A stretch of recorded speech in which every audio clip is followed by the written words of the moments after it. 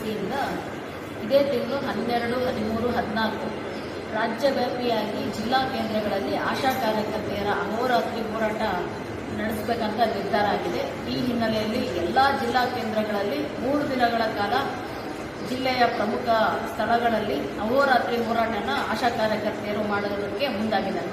ಮುಖ್ಯವಾಗಿ ಈ ಒಂದು ಹೋರಾಟದ ಉದ್ದೇಶ ಅಂದರೆ ಜನವರಿಯಲ್ಲಿ ನಡೆದಂಥ ಹೋರಾಟ ಏನಿತ್ತು, ಅನಿರ್ದಿಷ್ಟ ಹೋರಾಟ ರಾಜ್ಯ ಮಟ್ಟದಲ್ಲಿ ಮಾನ್ಯ ಮುಖ್ಯಮಂತ್ರಿಗಳು ಕರೆದು ಸಂಧಾನ ಮಾಡಿ ಕನಿಷ್ಠ 10,000 ಗ್ಯಾರಂಟಿ ಕೊಡ್ತೀವಿ ಅಂತ ಹೇಳಿದ್ರು. ಮುಂದಿನ ಬಜೆಟಲ್ಲಿ ಅಂಗನವಾಡಿ, ಬಿಸಿ ಊಟ, ಆಶಾಗಳಿಗೆ ಎಲ್ರಿಗೂ ನಾವು ಏರಿಕೆ ಮಾಡ್ತೀವಿ ಅಂತ ಮಾತು ಕೊಟ್ಟರು. ಬಹಳ ನೋವಿನ ವಿಷಯ ಅಂತಂದ್ರೆ ಮಾನ್ಯ ಮುಖ್ಯಮಂತ್ರಿಗಳು ಘೋಷಿಸಿದಂಥ ಈ ಒಂದು ಬೇಡಿಕೆಗಳಿಗೆ ಉತ್ತರ ಇವತ್ತಿನವರೆಗೂ ಸಿಕ್ಕಿಲ್ಲ. 8 ತಿಂಗಳು ಕಳೀತಾ ಇದೆ. ಈ ಹಿನ್ನೆಲೆಯಲ್ಲಿ ಅನಿವಾರ್ಯವಾಗಿ ಆಶಾ ಕಾರ್ಯಕರ್ತೆಯರು ಮತ್ತೊಂದು ಬೃಹತ್ ಹೋರಾಟಕ್ಕೆ ಮುಂದಾಗಿದ್ದಾರೆ. ಇಡೀ ರಾಜ್ಯದ ಜಿಲ್ಲಾ ಕೇಂದ್ರಗಳಲ್ಲಿ 3 ದಿನಗಳ ಕಾಲ ಆಶಾ ಕಾರ್ಯಕರ್ತೆಯರು ಈ ಒಂದು ಹೋರಾಟಕ್ಕೆ ಧಾವಿಸ್ತಿರುವಂತದ್ದಕ್ಕೆ ಕಾರಣ ಆಗಿರೋದು ಇವತ್ತು ಸರ್ಕಾರ.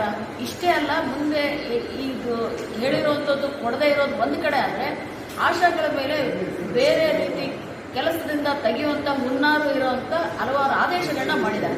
ಜನಸಂಖ್ಯೆನ ಆಶಾ ಕಾರ್ಯಕರ್ತೆಗೆ ಹೆಚ್ಚಿಸಿರುವಂಥದ್ದು, ಮೌಲ್ಯಮಾಪನದ ಹೆಸರಿನಲ್ಲಿ, ಶಿಕ್ಷಣದ ಹೆಸರಿನಲ್ಲಿ ಇವೆಲ್ಲ ಕೂಡ ಏನು ಆದೇಶಗಳು ಮಾಡಿದ್ದಾರೆ ಆಶಾ ಕಾರ್ಯಕರ್ತೆಯರಿಗೆ ಆಘಾತ ಉಂಟು ಮಾಡಿದ್ದಾರೆ.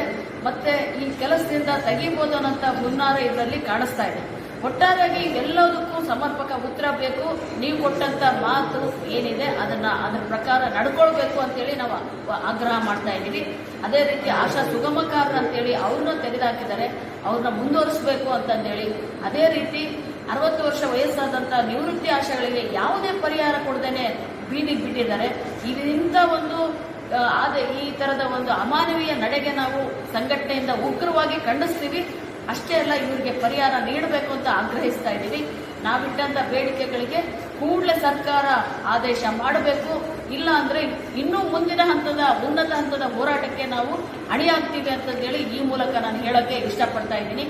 ಶ್ರೀ ನಾಗಲಕ್ಷ್ಮಿ, ರಾಜ್ಯ ಕಾರ್ಯದರ್ಶಿ, ಕರ್ನಾಟಕ ರಾಜ್ಯ ಸಂಯುಕ್ತ ಆಶಾ ಕಾರ್ಯಕರ್ತೆಯರ ಸಂಘ, AIUT ನ್ಯೂಸ್.